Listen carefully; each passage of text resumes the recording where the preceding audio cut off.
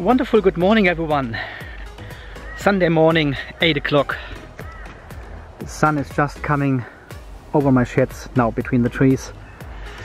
It's freezing cold. We've got about 8-9 degrees this night. We are going to Chermside to meet Russell and his team from Evolution over there, and hopefully some of you guys. We'll leave in an hour or so. So I have fully charged the car already. It was ready at 7:45, and now I have turned on the heating inside, so the car is fully turned on.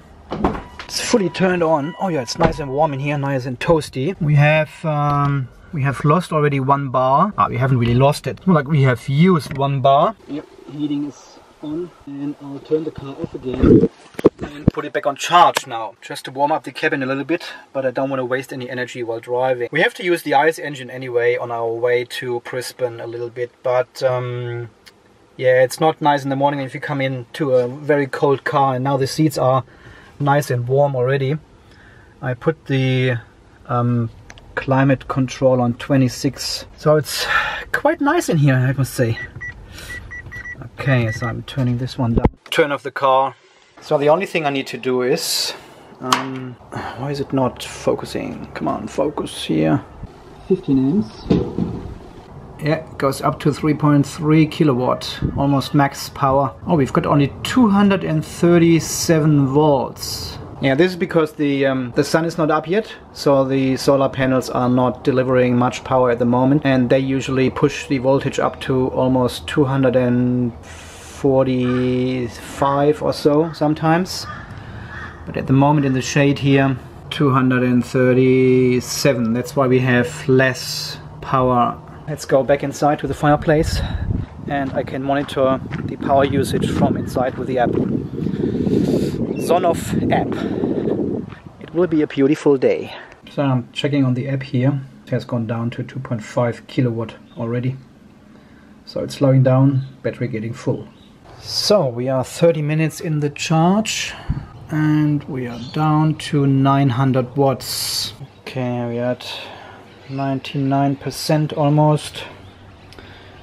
And it says we are 15 minutes until the battery is at 100%, which is perfect.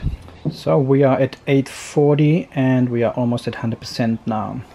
That's a new feature of the new Watchdog 093. This is basically the percentage of the battery gauge inside your cockpit. This is not the real state of charge. This is just what the gauge inside the cockpit shows. This is the real state of charge. And it tells us we are 7 minutes until we are fully charged. That's a perfect timing so far. Excellent. So, charging has just finished at 9 o'clock. One hand.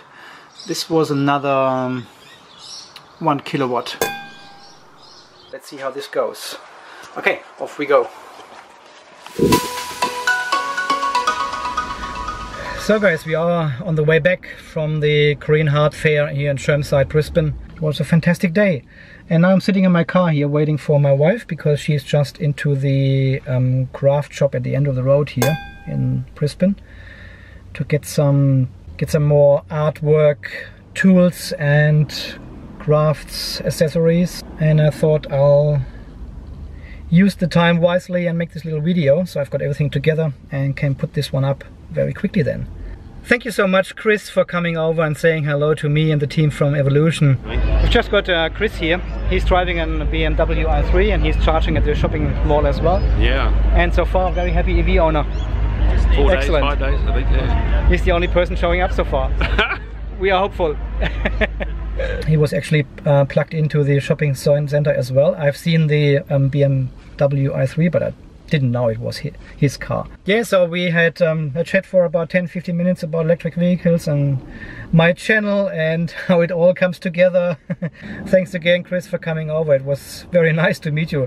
You have disappeared then. I got back into the tent and then you were disappeared, so I couldn't really say goodbye anymore, but we will meet again, I think. It was very nice to meet you and talk to you. Chris was actually the only guy who turned up, but that's totally fine. So it was very short notice, I know. I just found out yesterday morning and thought I'd make this little video and invite everyone to come over and say hello. But it was very short notice. We will repeat this at one stage and maybe have a barbecue or something somewhere in the Brisbane area. Saturday afternoon, bring your family as well, whatever.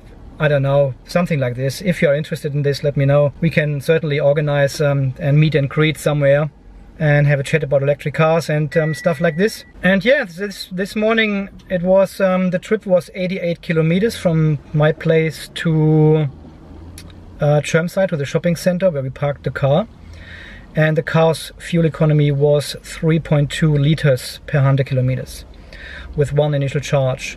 And that was mostly highway drive. The last 15 kilometers was within the city here, but everything else was highway drive. So pretty impressed with that. And we could recharge the car here at Chermside Shopping Center. They've got 4 electric vehicle charger stations there. And it was so funny, the last 2-3 kilometers there was a white Model S, Tesla Model S behind me. And I was watching him in the mirror all the time, and I said, he may wants to go shopping as well, and you know where the charger is and everything. And he was following me all the way through into the car park. And then he pulled up next to me in the other charger station there and plugged in, and we got in contact. Hello. Hey, how are you? Good, how are you? I knew you would go to the charger. Yeah. I've seen your car behind me and said, he's going to the charger. Hello. Hello. Had a little chat, and so he drove a 75D, bought it as a demonstrator model from Tesla, and still paid 90 grand for it. It's a lot of money. It's a lot of money. The prices are crazy here in Australia, really, I tell you. Anyway, he wanted to go to the fair as well, so we went with him all the way and had about 10 minutes.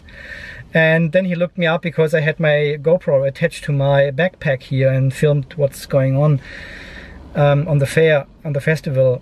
And he said, "Oh, what's going on with all your cameras? You're taking photos." I said, "No, I've got my YouTube channel and make a little video out of it." He said, "Oh, what's your channel name?" And I said, "Unplugged TV." He said, "Oh yeah, you are the guy from Unplugged TV." And I said, "Oh my God, really? He's a Tesla driver and watching my channel, really?" No wonder you look a bit familiar. Yeah, I don't do video on that. You should with the Tesla, you should.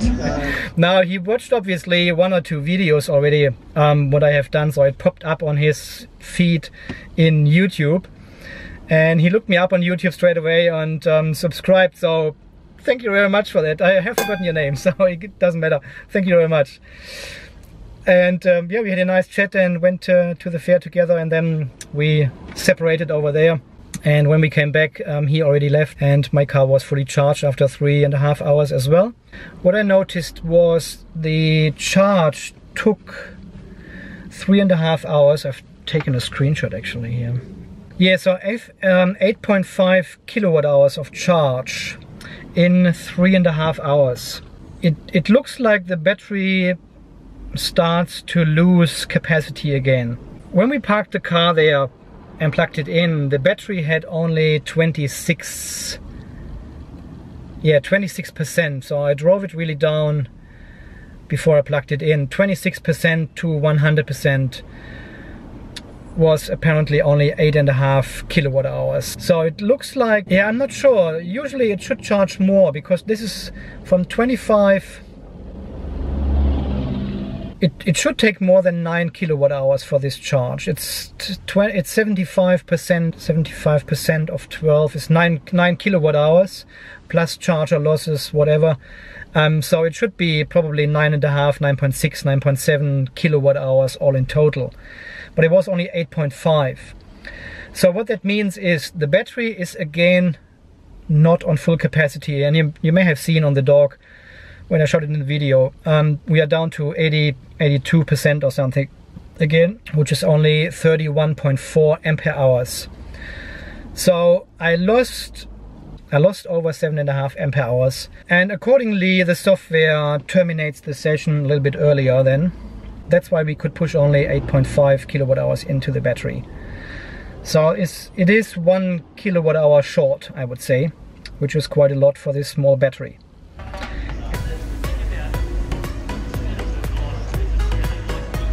Ah, it's not me.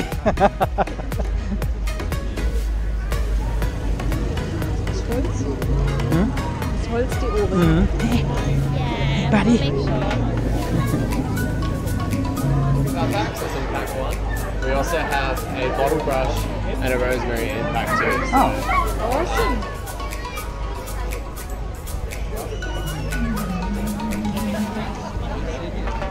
so we found Tesla.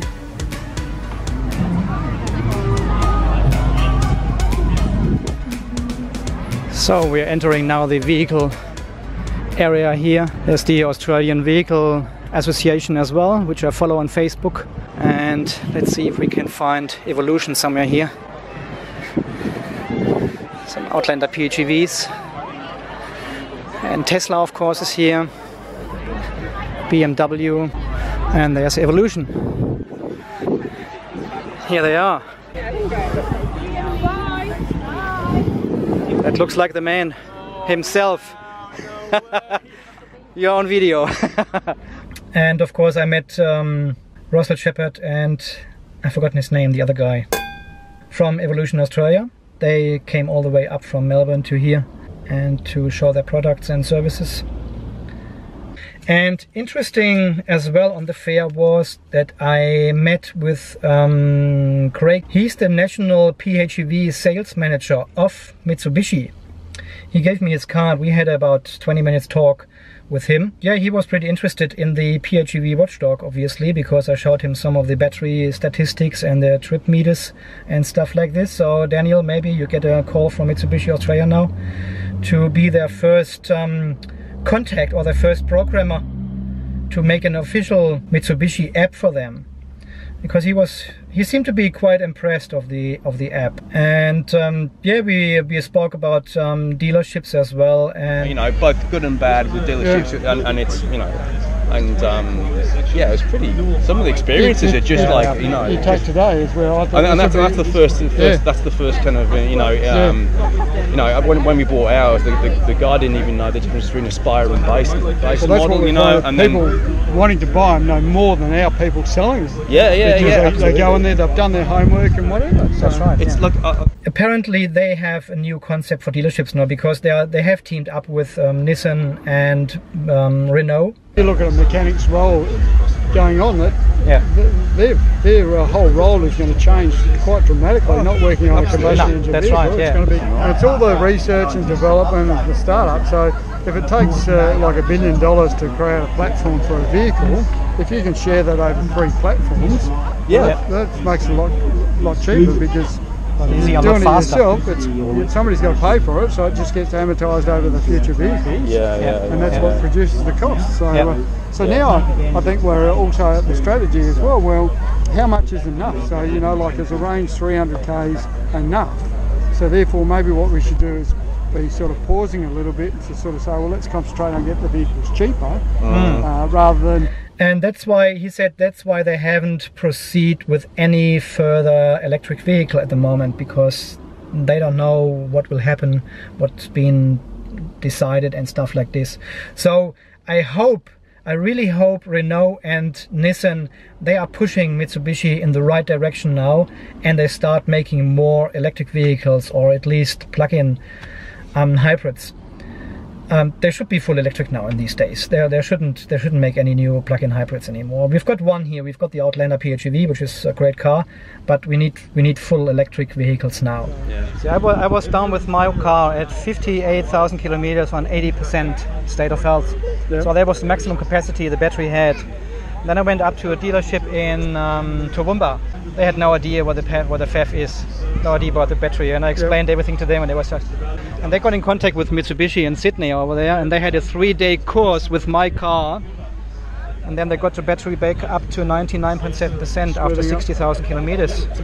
And this is a procedure which can be easily integrated into a regular service, and you keep the customer happy, you keep the range happy. They came through the guys in Adelaide. oh, really?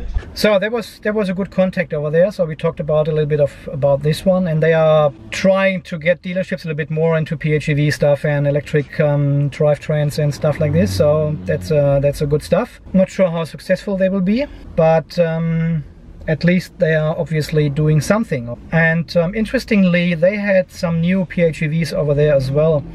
The old brick, the granny charger, looks the same as my one, but it comes now with a 10 amp plug. It's not a dedicated 15 amp plug anymore. They have down-rated the charging speed from 10 amp to 8 amps only. So you may find yourself charging about 6 hours now instead of 5 with the granny charger. But the good stuff is you can plug it into any power point now. So there's no 15 amp power point necessary anymore. Of course it is safer if you just use the 8 amp setting or the 8 amp charger now with a 10 amp power point. Don't worry about too much about it. That's all technical stuff. So to summarize, they have downgraded the granny flat.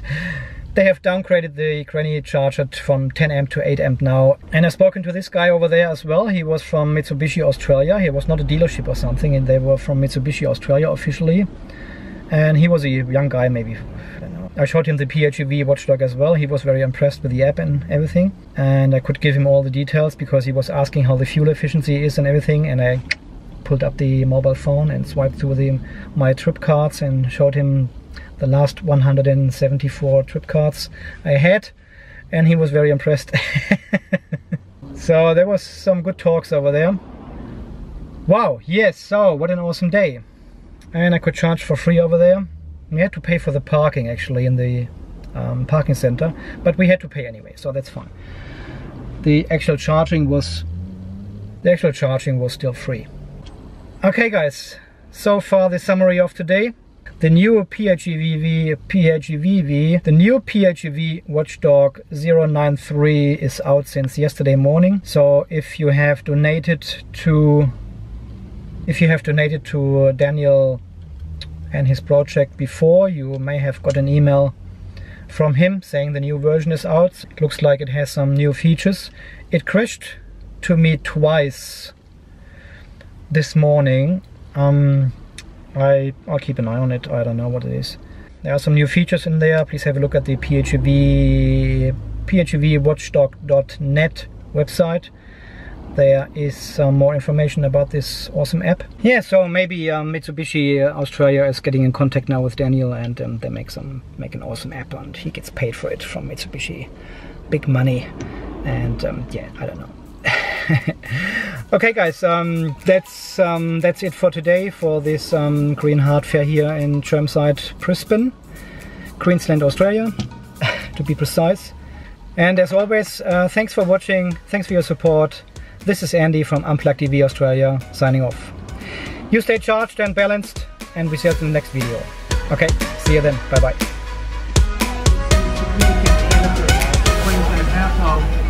Thank you.